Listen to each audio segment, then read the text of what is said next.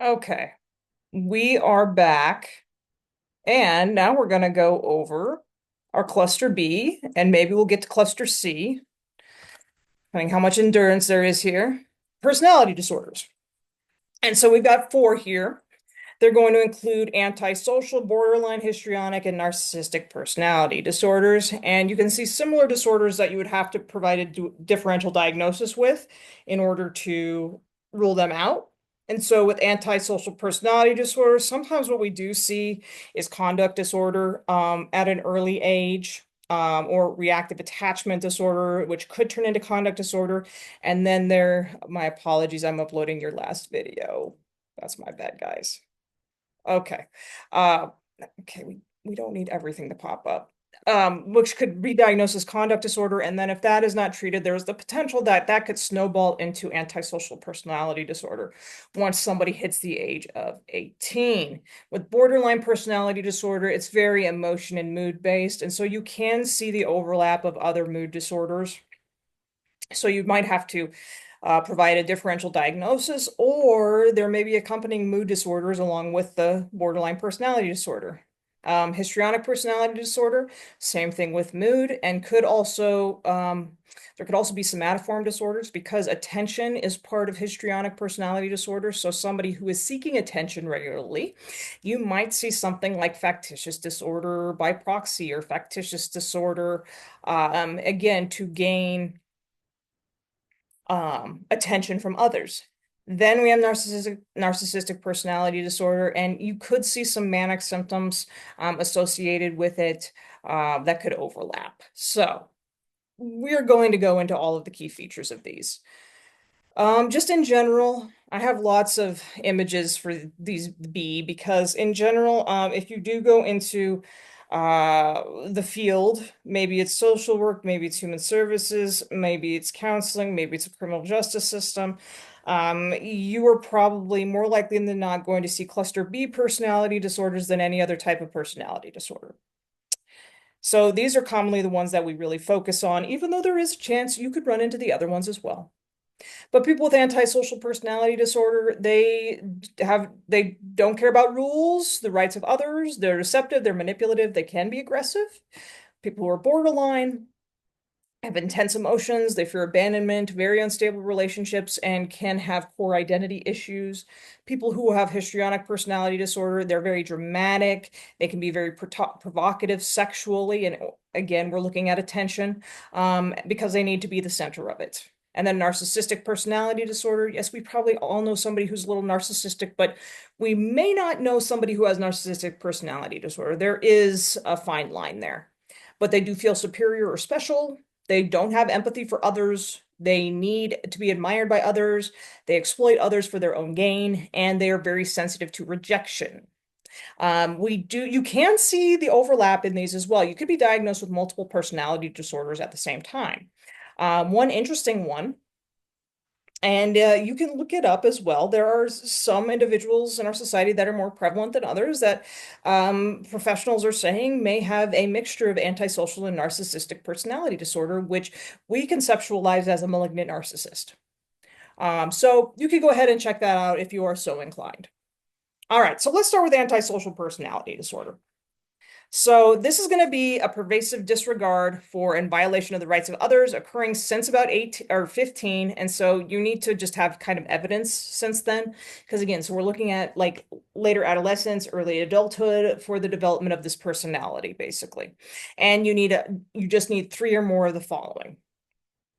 So you have somebody who they fail to conform to social norms with respect to the law, as indicated by repeatedly performing acts that are grounds for arrest. So again, they may be doing criminal activities, whether that's white collar crime or blue collar crime. Doesn't matter what type of crime. Deceptiveness or deceitfulness, as indicated by they could be pathological liars. They use aliases, con others for personal profit or pleasure. That was one thing that I saw very commonly when I was writing pre-sentence investigations for probation, is that lots of aliases, lots and lots of aliases. And this might not be something that you would necessarily think of, but it is kind of a con game. It is a way to continue whatever racket you might have going or to evade the law. you might use an alias. Also impulsivity or failure to plan ahead. So yeah, what feels good now is what we're going to do. Long-term goals are tough.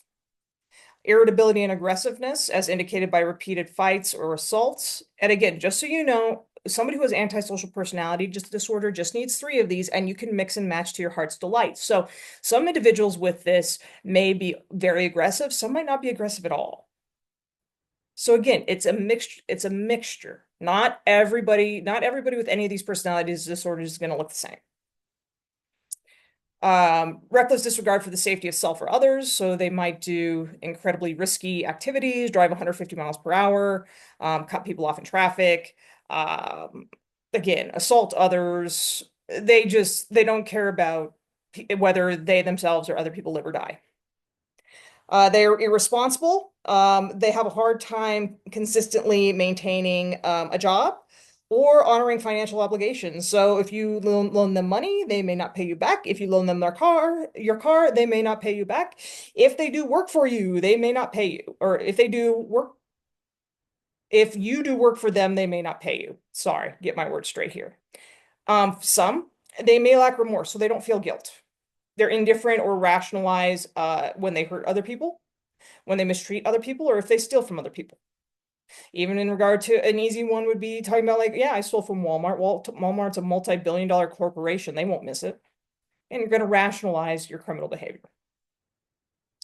So with this, yes, there have to have been symptoms since the age of 15. In this case, though, the individual has to be 18. So if the individual is below 18, they've probably been diagnosed with a conduct disorder if they have these type of symptoms or if they've been treated.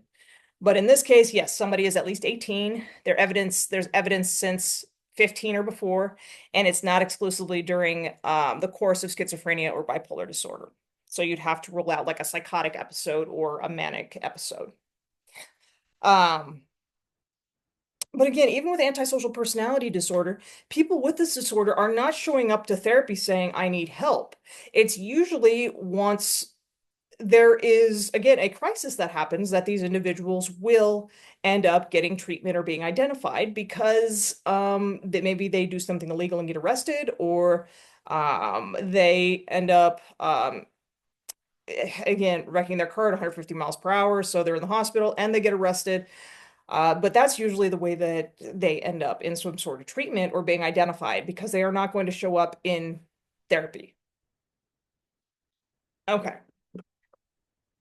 So with that being said, okay, I think we caught everything with that. Again, yes, conduct disorder before 18, they don't conform to society or religious rules. Oh yeah, they're criminally versatile, so they can do anything from again, stealing to trespassing to driving under the influence to rape to murder. Again, they can go across the board with criminality. They have a hard time controlling their impulses. They are sexually promiscuous. They don't take responsibility for what they do. They can be abusive and manipulative. They do commonly abuse substances. That's part of like the impulse control and risky behaviors in some cases. They require constant stimulation. So these are like sensation seekers. So again, they may need to commit crimes or they may need to take part in risky activities or drive really fast or use drugs or sleep with a lot of people. They also have shallow emotions because they don't necessarily care for other people. And again, just so we're clear, again, you just need three of these. You just need three of these. So not all of the individuals with this disorder are going to look the same. Okay. In regard to, let's talk about this first. So movies that actually accurately depict antisocial personality disorder, I include this on here because with a lot of disorders, they're not very accurately depicted in movies. Even like I talk about Split a lot. That is not an accurate portrayal of dissociative identity disorder or schizophrenia, which both are claimed to be encapsulated in that character. They don't do a good job. So be wary of movies and their depiction of characters with mental illness. In a lot of cases, they don't depict disorder very well, but these are characters that it's pretty good. Like they would be able to fit three of these diagnostic criteria to be potentially diagnosed with antisocial personality disorder, even though I'm not quite sure of their histories before the age of 15, but we can make assumptions. So you might look at like Hannibal Lecter from The Silence of the Lambs, Joker from The Dark Knight, Alex DeLarge from Clockwork Orange, Eileen Wuornos from Monster. She was also a real life serial killer, The Godfather, main character on Wall Street. Because again, usually we think about with people who are like this, we think about people who are like serial killers or really horrific, low life people. But you could also consider individuals who are maybe highly respected in our society. They could be CEOs of corporations or people on Wall Street or extremely rich people or leaders of countries, but we don't commonly conceptualize this as that, but they are. Also, the main character in There Will Be Blood. I apologize for not knowing these characters' names. And then The Last King of Scotland. I should know the actual actor's name. This is a great movie. It's pretty disturbing, but with The Last King of Scotland, it is mixed with NPD, so you probably will see a malignant narcissist in that film. Okay, so again, those are some movies if you're interested. Just really quickly before, also, if you are interested in how this, I'm sorry about my desk. Um, if you're interested in how this relates to psychopathy, please look up the psychopathy checklist. Robert Hare developed it. You can look at it online. Also, you might be having a question about sociopaths or sociopathy. There really isn't a lot of academic literature that uses that terminology anymore. It's fairly synonymous with psychopathy in the criminal justice realm, and we don't use it in this realm. So, we very loosely will use the term psychopath, but it has nothing to do with any sort of diagnostic criteria or any language we would actually use in any aspect of the field. Also, prevalence rates for antisocial personality disorder is right around 0.6%, but another study gave 3.6%. But in regard to, so anywhere probably between 0.6 to 3.6% of the population has this. But again, not everybody's getting treatment. But the highest prevalence of antisocial personality disorder is among samples of men with the most severe alcohol use disorders and from substance abuse clinics, prisons, or other forensic settings like jail. In these settings, you will see this in almost 70% of individuals. I'm literally adding silence there for that to sit in.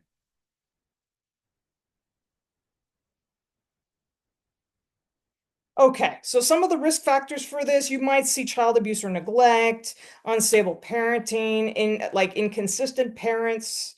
That might result in conduct disorder, which can snowball into antisocial personality disorder. Genetically, it is more common among first degree biological relatives of those with the disorder as well. So if you have a parent that has this disorder, you are at an increased risk for it as well. Let's see here. Also, the relatives or biological relatives of individuals with this disorder are also at an increased risk for somatic symptom disorders and substance use disorders. Also, males often have, oh shoot, what was I going to say? It is 3 times more common in men than in women. Also, women who have this disorder, they are much more likely than men to have experienced childhood and adult adverse experiences like sexual abuse compared to men. Okay. So then we have borderline personality disorder. And this is going to be a pervasive pattern of instability of interpersonal relationships, self-image, and affects, and marked impulsivity, beginning by early adulthood and present in a variety of contexts, as indicated by 5 or more of the following. So you can see here that we are jumping around in regard to diagnostic criteria, but you need 5 for borderline. So there may be frantic efforts to avoid real or imagined abandonment. The efforts can't include suicide attempts or self-mutilating behavior. That's covered in number 5. So, it has to be something, um, it would have to be a different way to avoid abandonment regarding, so basically trying to keep somebody in your life as long as possible. I apologize for kind of blanking there. Basically like thinking that somebody is going to leave you or reject you. Um, it also like will lead to changes in how they view themselves or their behavior. Um, they experience intense abandonment fears, inappropriate anger, even if there's just like a short amount of separation. And so as a result of that, they do their best to avoid any sort of like you can never leave me sort of situation. Okay, that's number one. Sorry, literally stuck on that. Um, but they cannot tolerate being alone. They cannot tolerate being alone. And again, that can lead to some sort of impulsive action to try to stop the abandonment or potential abandonment. Number two, let's do that since I took so long on number one. Two, a pattern of unstable and intense interpersonal relationships characterized by alternating between extremes of idealization and devaluation. So they could idealize people that they want to get into the relationship with at first. And so they want to spend a lot of time with somebody. They want to share all of the most intimate date details early on in a relationship. They say that they love them. They want to get married. Let's move in together. Okay, so they move very, very fast. They fall in love very, very fast, so to speak. But this can switch very quickly from this idealization to devaluation, because they feel that the other person doesn't care enough or doesn't give enough or is not there enough because they have put everything related to that relationship into one basket. And so it's hard for anybody else to actually reciprocate. And so they literally feel as if the other person isn't doing as much. And so they completely devalue them. Um, So they really can empathize with other people, and care for other people, but there is usually an expectation that the other person is going to be there in return and reciprocate, on demand, so to speak. Uh, and with this, okay, so with this idealization and devaluation, this can happen very, very quickly. It can be very sudden, very dramatic in how they view somebody. So they could go from like literally thinking that one person is, a godlike figure to they are worth nothing to me.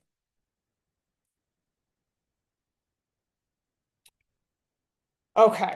So there, that nonetheless, these relationships are incredibly, they're extreme. They're up and down and all around.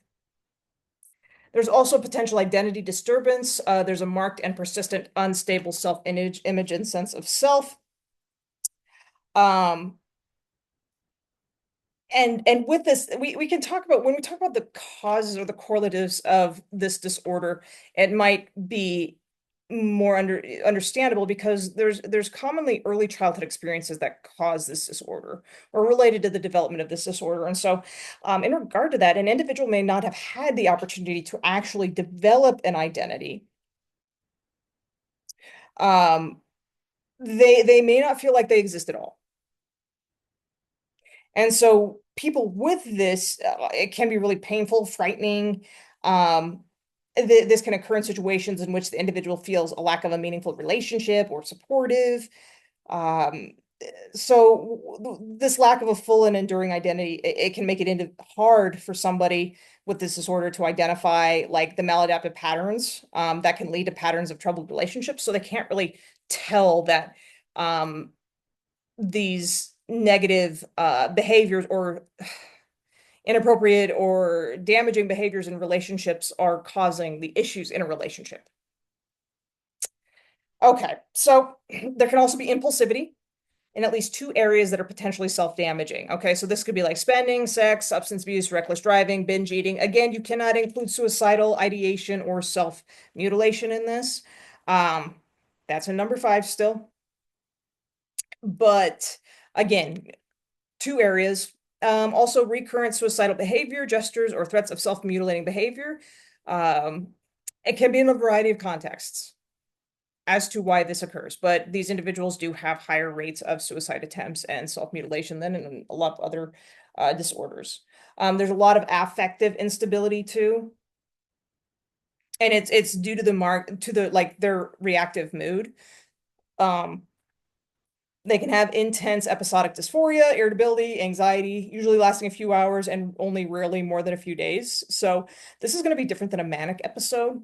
A manic episode, yes, it is going to potentially last for days. With somebody who has borderline personality disorder, though, this could be 5 minutes or an hour.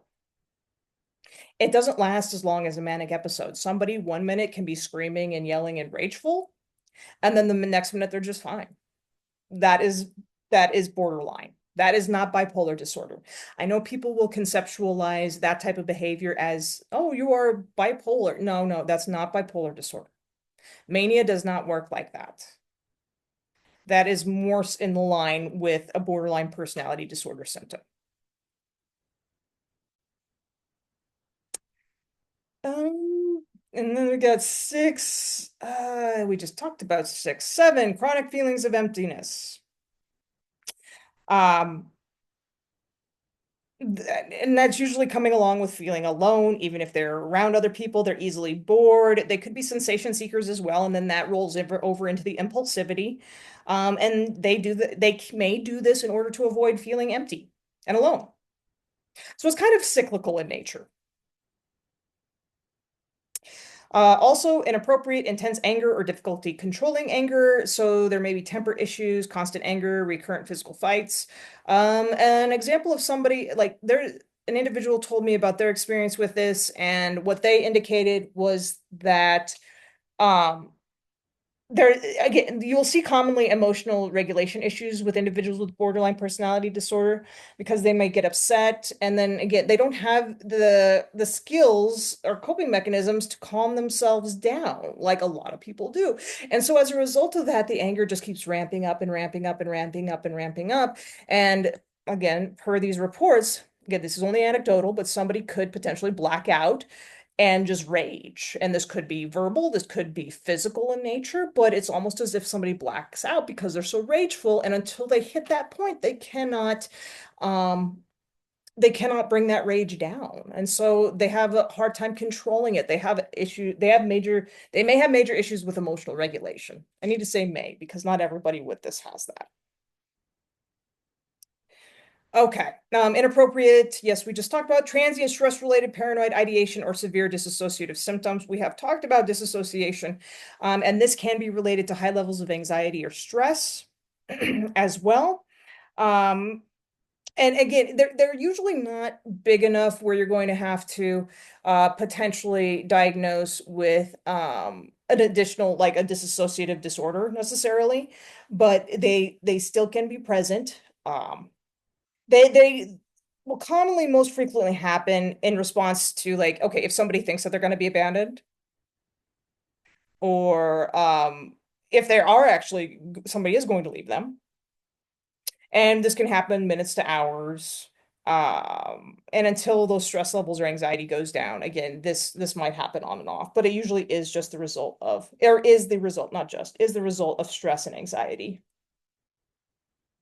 Okay, and so you need 5 of those. Again,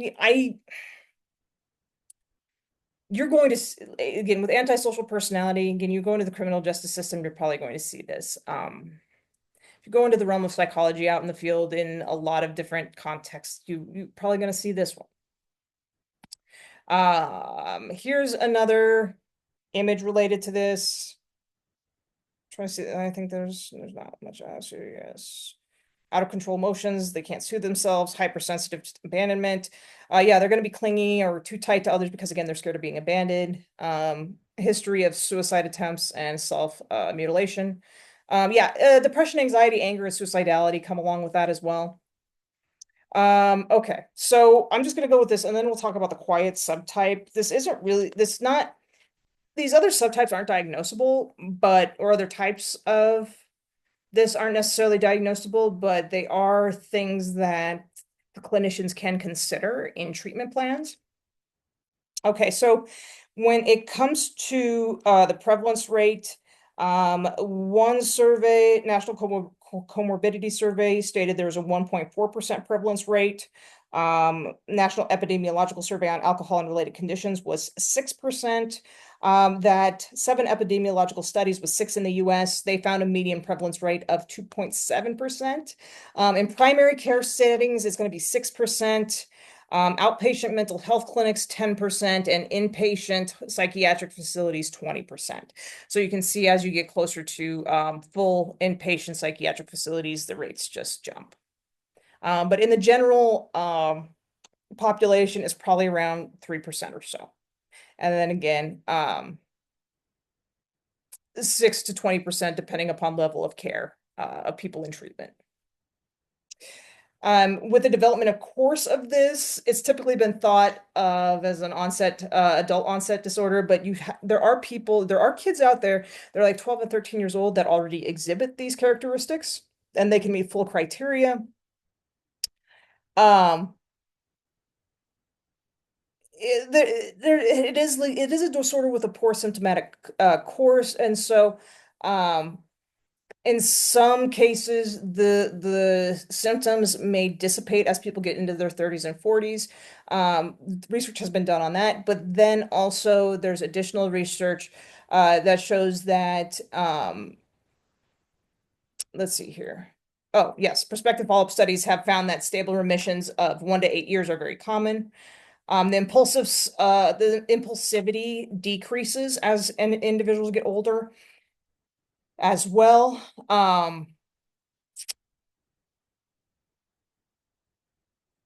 See here. Okay, some risk factors for this. So environmentally, it's found to be associated with high rates of various forms of reported child abuse and neglect. So again, whereas a lot of these other personality disorders we've been talking about don't have really high correlates with anything, environmentally or genetically, except for schizotypal personality disorder, uh, borderline does. Borderline does have is correlated with childhood abuse and neglect. Um, let's see here. Reported rates of sexual abuse are higher in inpatients than in outpatients with this disorder.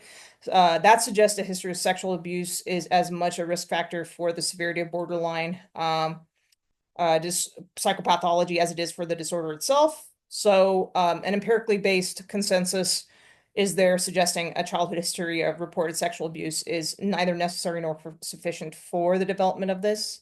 But again, the biggest correlate is going to be, or one of the biggest correlates is going to be child abuse and neglect. It's about 5 times genetically, it's about 5 times more common among first-degree biological relatives of those with the disorder than in the general population. So there is probably something genetically underpinning this as well. There's also an increased risk for individuals who have this familial genetic inheritance to also have predisposition to substance use disorders, anxiety disorders, antisocial personality disorder, and depressive or bipolar disorder. So there's a whole range of genetic predispositions for individuals who may end up with this. Okay, so let's talk about I'll come back to this just in a second. So there's also like a subtype that again, this information's out there. It's not formalized necessarily, but it's still out there. There's the quiet BPD subtype. This is known as high functioning borderline personality disorder. And this is a subtype of individuals who live with, again, discouraged borderline or quiet borderline. Internally, there's a ton of emotional turmoil because they don't express the distress. So people around them can't see all of the symptoms or characteristics associated with it, like we just talked about. Other people can't necessarily see it. They keep it all inside, and so it's not easy to detect. And those with the disorder often struggle alone because they feel like a burden. Sometimes because they feel like something is wrong with me, so I don't want to burden anybody, or I need too much, or I'm just going to harm other people, and so they they don't want to necessarily be in relationships, friendships, or intimate. Also, there's a lot of people-pleasing behavior. They just withdraw when they're upset, so they may socially isolate. They feel detached from the world to cope. they fear rejection and abandonment. Again, so this is all the same. It's just that they internalize it. They fear being alone and they have a lot of social anxiety and self-isolation. Again, very similar, obviously, to the full borderline personality disorder diagnostic criteria. This is just kind of like a sub form. So they fulfill all of the diagnostic criteria, but this is how they express those symptoms that they have very commonly. There's also complex post-traumatic stress disorder. This is another burgeoning disorder. It is not in the DSM, but maybe in the future. Uh, there are a lot of, and I think we covered it. I think we might have had a podcast in our PTSD chapter. I can't remember, but if not, there's plenty of information out there about it. But there are a lot of commonalities between complex post-traumatic stress disorder and borderline personality disorder, especially in regard to the etiology of it, because both CPTSD and BPD, again, that early childhood trauma, um, it can commonly be the root cause of both BPD and CPTSD. Also, what they have in common, those changes in mood, depression, suicidal thoughts, and then that self-destructive behavior. Um, and so you can possibly see a correlation between them. Also, with CPTSD, intrusive thoughts, avoidance, increased arousal, because you're getting more of that PTSD piece, difficulty in personal relationships, loss of belief system, emotional dysregulation. Then you have BPD over here. Now, the difference between CPTSD and PTSD is that CPTSD, again, we're still new on this, but as of right now, can be the result of, again, lower forms of chronic trauma over time that may not be noticed. Whereas PTSD, you are looking at like, oh, you saw somebody shot in the head, or you were beaten, or you were down at ground zero, 9/11. Again, those very, very vivid experiences. Where CPTSD, it might be a little bit more subtle and chronic, but it's still there. That trauma is still there. And so you can see the overlap here between the two. So yes, we talked about these theories. Oh, also biologically, some people have with this disorder have smaller amygdalas and hippocampi, and that can result in the difficulty of regulating moods. The structural and metabolic abnormalities in the prefrontal cortex that can also result in the inability to emotionally regulate and control behavior. And then we also talked about the biological theories. Um, okay, so I did want to make a mention about suicidal thoughts or behaviors. So, with borderline personality disorder, um, let's see here. In a sample of hospitalized patients with this disorder, they were followed after their hospitalization for 24 years, and around 6% died as a result of suicide.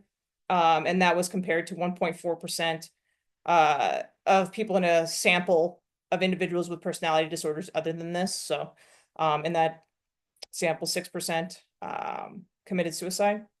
A study of individuals with borderline personality disorder followed for 10 years found that recurrent suicidal behavior was a defining characteristic of this disorder, associated with declining rates of suicide attempts from 79 to 13% over time. Okay. Also, some of the other diagnoses that somebody might have along with borderline personality disorder, like, are your mood disorders, bipolar disorder, separation anxiety, other personality disorder, substance use disorder as well. Panic disorder, social anxiety, I just said social anxiety disorder, eating disorders, PTSD, ADHD, almost you name it. Okay, so I'm only going to mention this and then I'm going to leave it to you if you want to look into it more. But the main treatment for borderline personality disorder is going to be DBT, or dialectical behavior therapy. It's going to focus on gaining more realistic and positive senses of self, again, because it's pretty negative for those with borderline personality disorder, and also learning adaptive skills to solve problems and regulate one's emotions. That's really kind of the basis of it. and also correcting dichotomous thinking, that black and white thinking, or all or none, or good or bad. So it helps a lot with emotional regulation. And so, for example, like being in the moment, coping with very strong emotions, emotional regulation, managing those emotions, and being able to set boundaries and communicate clearly. So, what I have here is a variety of pages of DBT content. And so those are going to be from slide 34 until slide 39 if you are interested in going through some of that. DBT has been found to be very effective, or as effective as anything else in the treatment of borderline personality disorder.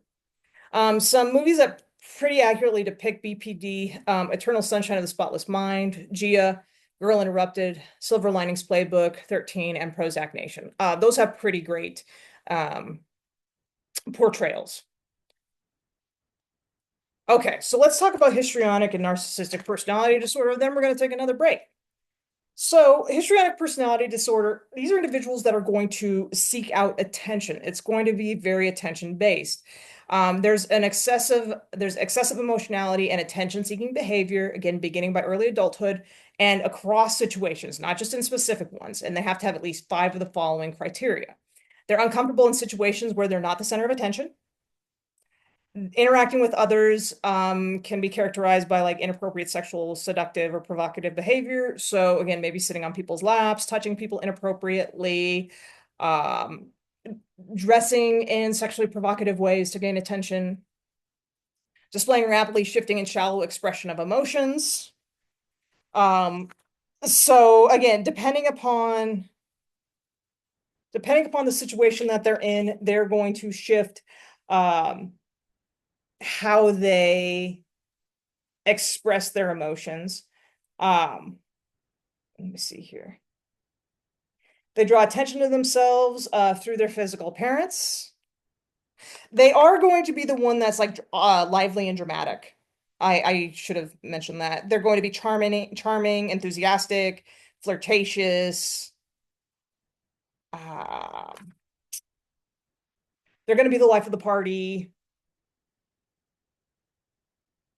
If they are not the center of the attention, they're going to find a way to become the center of attention. That's when again this sexually provocative behavior comes into play, or using your physical appearance to draw attention to themselves. Um, they're with number 4, they're consistently using, we said that 5 has a style of speech that is excessively impressionistic and lacking in detail. Um, they might say like, okay, have strong opinions about something and have this dramatic flair, but they really don't have any underlying rationale for why they really feel that way so strongly. They don't have like some facts and details to back that up. Um, so they might comment like a certain person is a wonderful human being, but they really can't give any reasons why. So again, they're theatrical, they're going to have an exaggerated expression of emotion and very dramatic. Number 6. With that being said, so they might embarrass other people. Um, here's an example, they might sob uncontrollably, temper tantrums. But again, like it's so shallow. It can with these individuals, it's shallow because again, it seems like they can turn them on and off very quickly depending upon the context. So it's not really like they're actually feeling it. Just using it as a way to gain attention. They have a high degree of suggestibility, but they're easily influenced by other situations. So like actually their opinions or how they feel are going to be influenced by other people or by like trends or fads. They can be overly trusting, especially of authority figures who they see as magically solving their problems. Um, oh, they also might consider relationships more intimate than they actually are. Uh, um, so they might consider, the example that's in front of me is like a doctor that they met only once or twice. Now they use their first name to talk about them, or again, somebody that they just met once or is their best friends now. So hopefully that gives you a little bit of perspective into that one. The prevalence rate of this disorder From this is, I hope this is interesting to you. That National Comorbidity Survey replication, the prevalence rate was 0.0%. In the National Epidemiological Survey on Alcohol and Related Conditions, it was 1.8%. And then the 5 epidemiological studies with 4 in the United States, a median prevalence of 0.9%. So probably somewhere around 1 to 2%. Now, the thing about this is like the theories of this, there really aren't any. There isn't a lot known about it. There's questions as to how genetics and the environment play a role in the development of this disorder. And even honestly, in the DSM, there's nothing about genetic or environmental influences. So, in the treatment of this disorder, if somebody were to end up in treatment, they might uncover repressed emotions and needs to teach people how to express feelings and get needs met in socially acceptable ways instead of the ways that they're doing it. Also, cognitive approaches to help somebody function more independently of other people's approval and to actually have opinions and feel their feelings and toning down the dramatic evaluations of experiences by replacing them with more realistic appraisal. So toning down the drama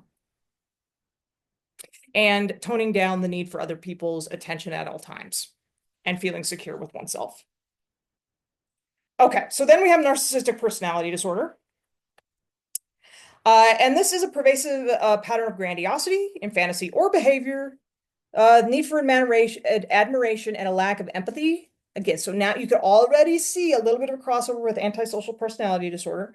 Begins by early adulthood and present in a variety of contexts, so across situations, not just in one situation, and is indicative of 5 or more of the following.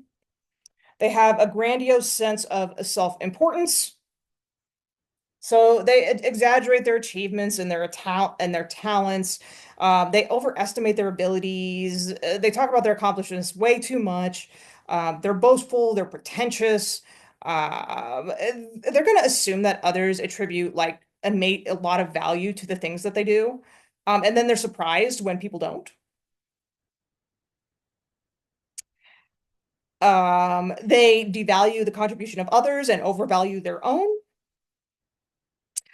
So again, they're absolutely full of themselves to an extent that it's deleterious. They cannot realistically recognize the absurdity of their grandiosity. This is also where we're kind of getting into like, I am the best, I am the brightest, I am the smartest, I am godlike. They're preoccupied with fantasies of unlimited success, power, brilliance, beauty, or ideal love. They might ruminate about an overdue admiration and privilege and compare themselves favorably with famous or privileged people. Like nobody has been as awesome as me since Jesus. Or nobody has done things as well as I have since Martin Luther King. I'm just throwing things out there. They believe they're special or unique and expect other people to recognize that. And they should be able to associate with other like fancy or special people or the people they think are such. And again, they might be devastated when the recognition that they expect doesn't happen. Again, that's going to hurt their ego. They feel that they can only be understood by or associated with people of high status that are like perfect or gifted or beautiful or whatever the situation is. And so they're not going to be able to relate to ordinary people.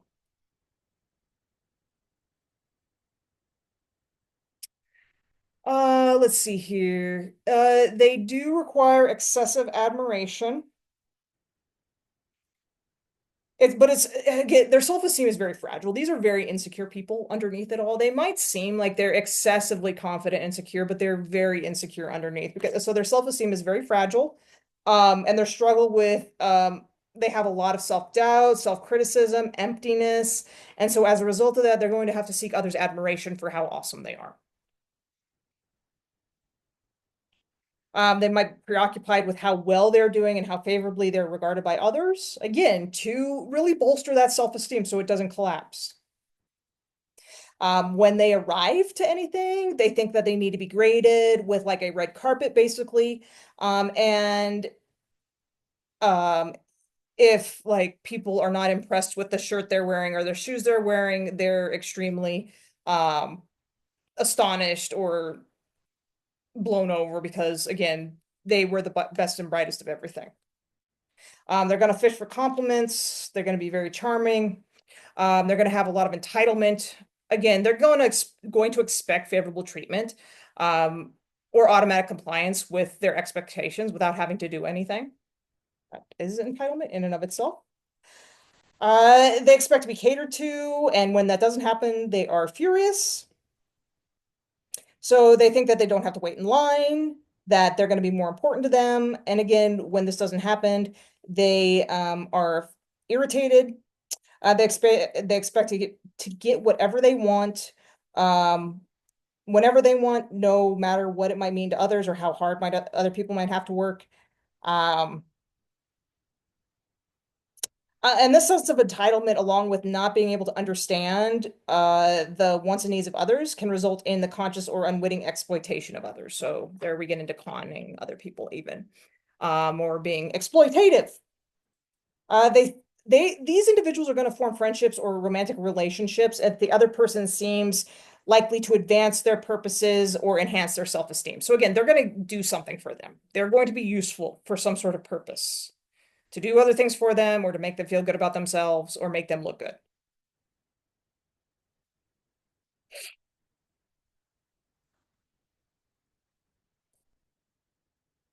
In general, again, you might have somebody that isn't unempathetic, but in general, they may have a lack of empathy because, again, all I can think about is me. So how can I be empathetic toward others? They're unwilling to recognize or identify with the desires or experiences or feelings of others. Sometimes they'll have some cognitive empathy, and be able to take another person's perspective, like on an intellectual level, but emotionally, it's just not necessarily there. They're probably oblivious to how they hurt other people, or the pain they inflict. I mean, for example, they might just talk forever about how awesome their health is, and how healthy they are in front of somebody that has cancer. That would be a good explanation of that. I should have used it with APD, but we'll use it here. They're often envious of others. Again, this is where saying like the narcissist is very, very vulnerable, very fragile, very insecure. Um, so they're going to be very envious of others, and they think other people are envious of them, even if that's probably untrue. But they have to think that to uphold their self-esteem. And so they may look down upon others like successes or possessions, and they feel that they deserve those accomplishments or admiration or privileges that that other person got. They did not deserve that. I did. So they're going to devalue other people and their contributions. Um, Also, they come off as arrogant. They have haughty behaviors that characterize them. They're going to be snobbish, disdainful, and patronizing. You need five of those. And again, we probably all know somebody who is narcissistic, but do they encompass five of these um, across most contexts since early adulthood? I'll leave you to answer that. There we go. We've been through that. Oh, and here's your malignant narcissism. Okay, this is the diagnostic scorecard if you would like to take this into account. And yes, you have to have three. And yes, paranoid is here too, but these are really cross. So you're gonna have three of antisocial, four of paranoid, five of narcissistic, and then there could be other traits like sadism, enjoy inflicting pain, manipulation, and projection. So you're welcome to take a look at this if you would like to take it into consideration with um, humans in your life. Please do not diagnose them, as none of us are licensed to diagnose, but for entertainment purposes only, I would suspect. I'm very, very sorry. My dog Emmett just coughed something up in the background. That was extremely timely. Um, okay, so a couple of theories of narcissistic personality disorder. Let me see here. Maladaptive strategies to manage emotions and self-use. They rely on praise to maintain a self-image. Cognitively, the result of unrealistic positive assumptions about themselves developed because of indulgence or overvaluation by others during childhood. So they were entitled from the get-go. They were born with a silver spoon in their mouth. They never had to do anything. Everybody told them that they were wonderful all of the time. And they might have developed the belief that they're unique or exceptional as a defense against rejection by important people in their lives. Again, to preserve that self-esteem and ego that is so fragile. So to treat this, again, if you can get them in a treatment facility, honestly, it's probably because they're in jail or prison. Um, Realistic expectations of their abilities. Yeah, so telling them like, no, you are not the MVP of the NBA. You might play some street ball here and there. Being sensitive to others, so developing empathy and challenging their initially self-aggrandizing interpretations of situations. But again, the majority of the people affected here don't seek treatment unless they're in forensic settings. Prevalence rates.